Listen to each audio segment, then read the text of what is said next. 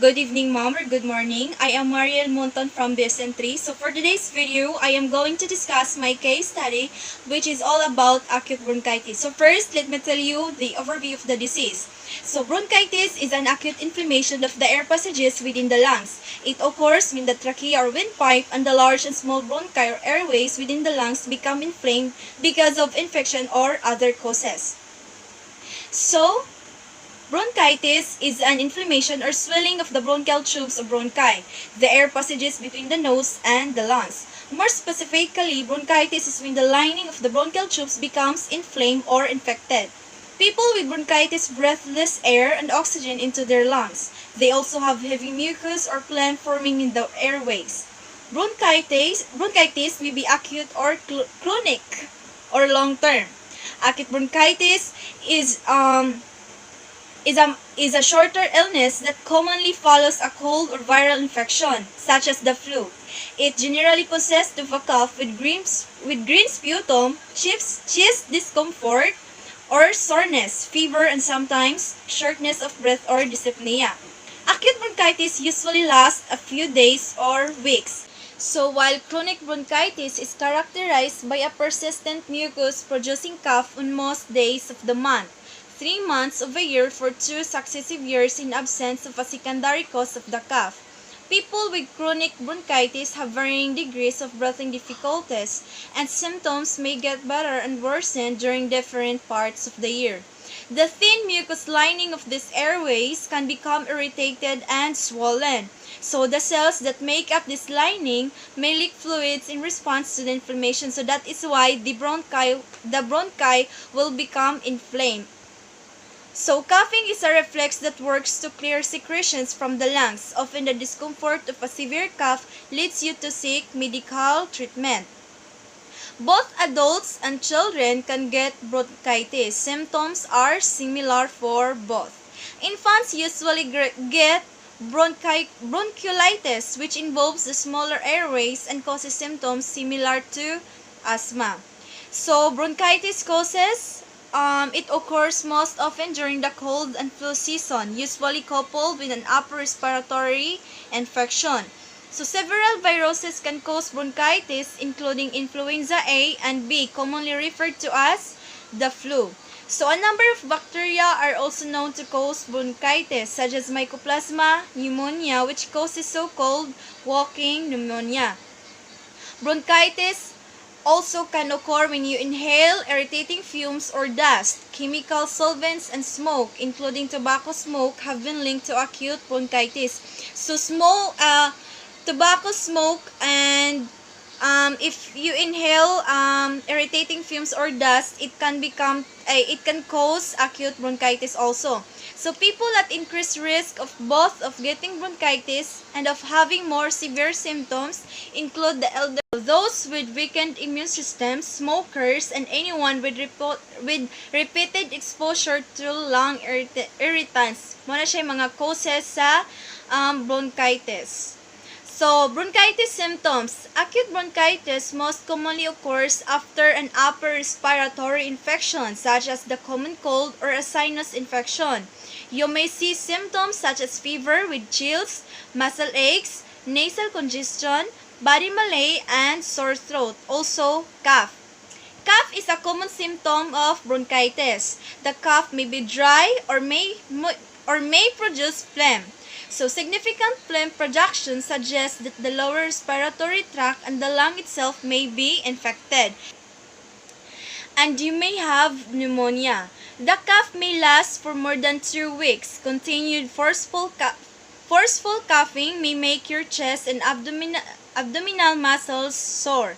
Coughing can become severe enough at times to injure the chest wall or even cause you to pass out. Wheezing may occur because of the inflammation of the airways. This may leave you shortness of breath. So let's proceed to the exam and test. Doctors diagnose bronchitis generally on the basis of symptoms and a physical exam. Usually, no blood tests are necessary. If the doctor suspects the patient has pneumonia, a chest X-ray may be ordered. Doctors may measure the patient's oxygen saturation or how well oxygen is reaching blood cells using a sensor placed on a finger or the pulse oximeter. Sometimes a doctor may order an examination and or culture of a sample of phlegms, cough, up to look for any bacteria. So, medical treatment. Treatment of bronchitis can differ depending on the suspected cause. So, medications to help suppress the cough or loosen and clear secretions may be helpful. If the patient has severe coughing spells they cannot control, see the doctor for prescription strength cough suppressants. Bronchodilator inhalers. Though antibiotics play a limited role in treating bronchitis, they become necessary in some situations. Doctor suspects a bacterial infection, antibiotics will be prescribed. So people with chronic lung problems also usually are treated with antibiotics. In these cases, the patient may be hospitalized if they experience breathing difficulty that doesn't respond to treatment. This usually occurs because of a complication of bronchitis, not bronchitis itself.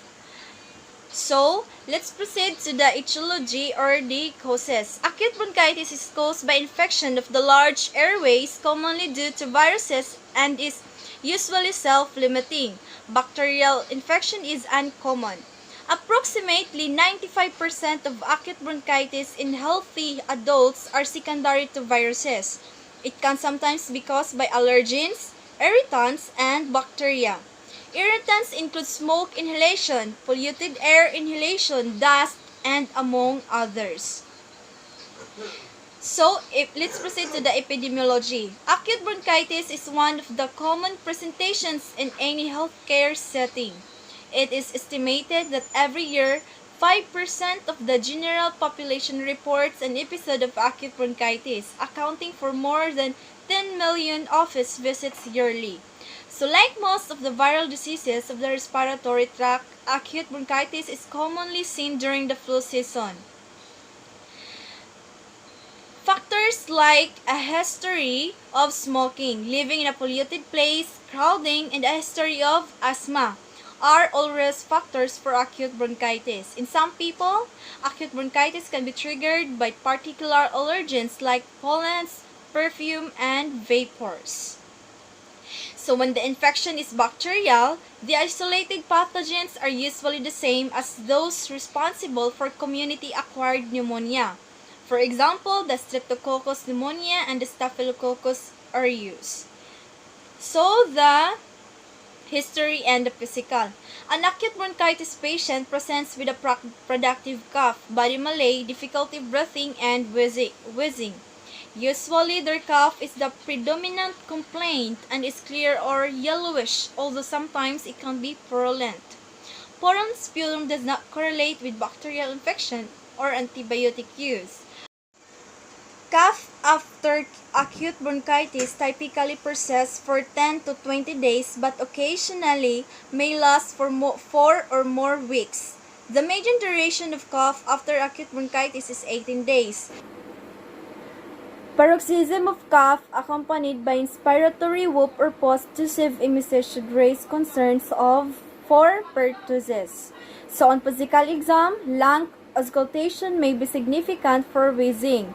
Pneumonia should be suspected when rales, rhonchi, or egophony are appreciated. Tachycardia can be present reflecting fever as well as dehydration secondary to the viral illness. Rest of the systems are typically within normal limits.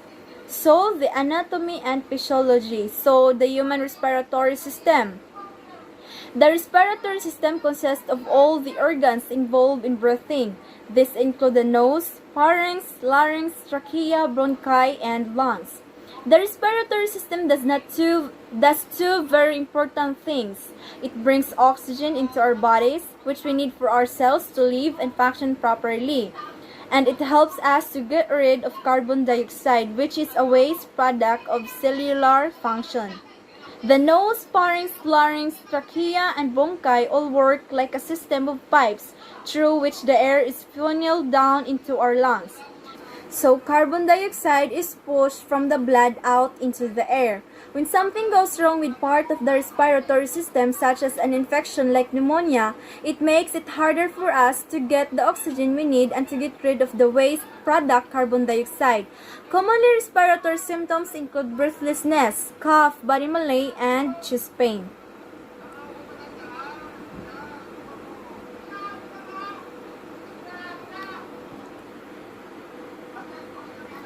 So let's proceed to the pathophysiology. So the causes of this diseases is cigarette smoking, RTI or respiratory tract infection, and environmental pollutants.